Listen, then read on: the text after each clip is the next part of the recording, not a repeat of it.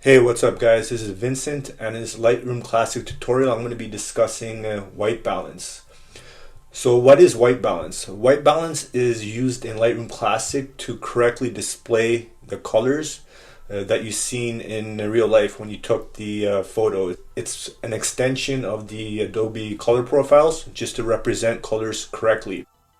Usually you need to display or correct the white balance of a photo when you take photos in ambient light, such as like when you're in a room with a yellow light bulb or tungsten light, or when there's an overcast, or even when there's a little bit of sunlight and your scene looks a little bit yellow. Usually, quite often in a concert, there's ambient light, which will change the white balance.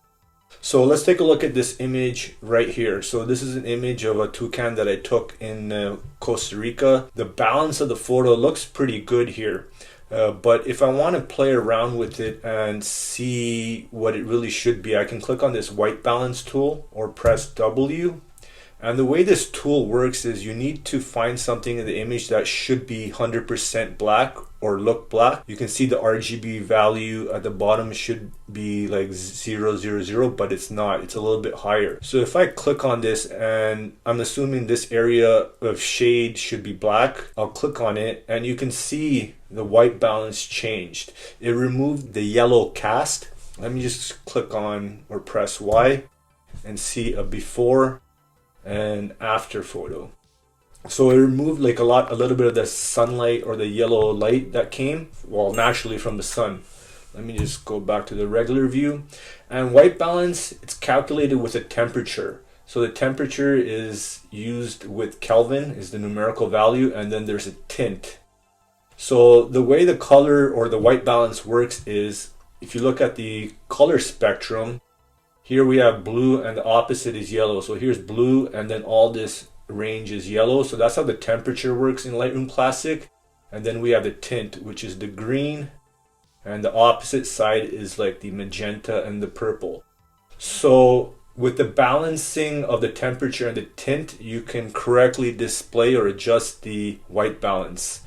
But you don't always need to adjust the white balance. So like in this photo, if I just reset the white balance just by double clicking here, or I can also double click on the sliders to reset it. Anyways, this photo looks fine with the slight yellow tint. And if I correct the white balance again, and let's say I click on this part, that should be black or fully black. But as you can see, the RGB value is a little bit over 2 and 3%. So I'll just click on it and it's slightly changed.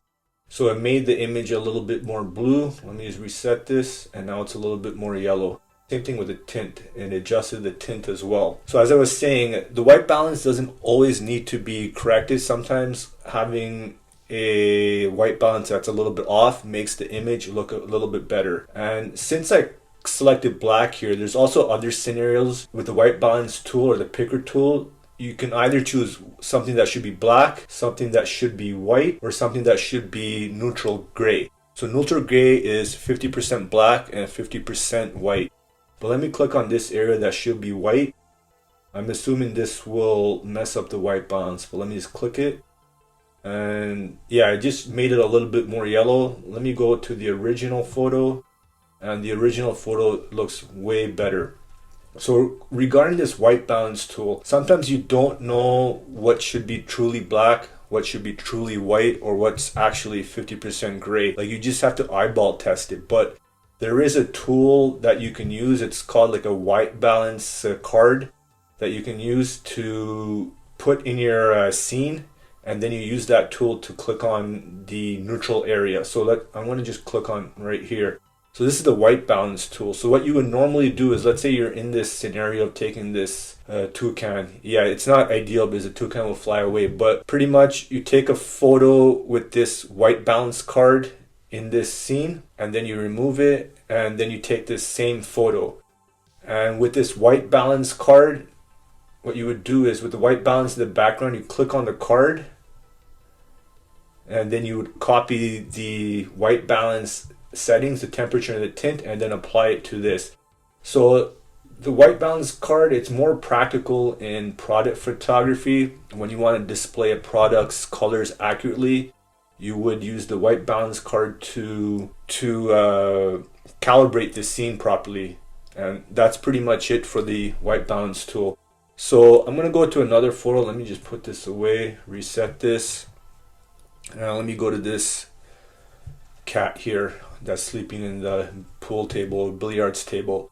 So this photo was obviously taken in a lighting with the tungsten lighting, which was fine, or it could have been during sundown as well. But if I wanted to color correct this and remove this color cast, as I was saying, I would need to find like an area of the image that would truly be white in real life. And you can see in the navigator here, as I scroll around, it changes the white balance. So let me click on this area, and I'm assuming it should be white.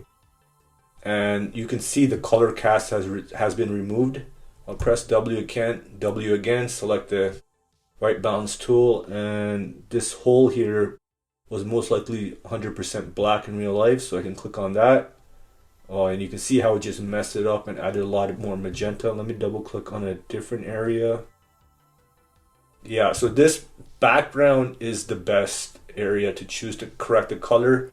But I was pretty happy with even the original photo. But as I was saying, for truly finding like what's white in a scene, 100% white, or what's 100% black, or 50% and 50% white and black, you would need to use like a white balance card. And that's pretty much it for the white balance tool. It's pretty easy to use, but most of the time I do try to correct the white balance slightly just by adjusting the sliders here. And if you guys enjoyed this video, give it a like, subscribe, and follow me on Instagram. Have a good one.